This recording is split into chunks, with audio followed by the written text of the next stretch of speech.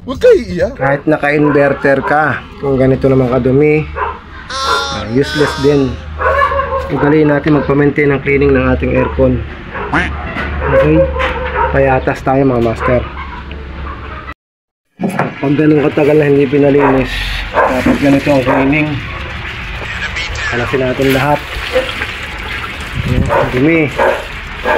Okay, safety.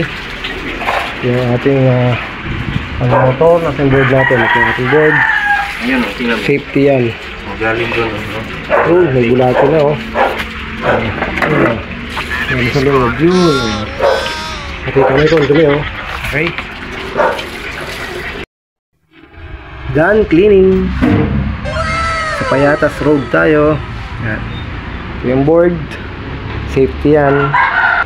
Ito na yung kanyang main parts. Yan.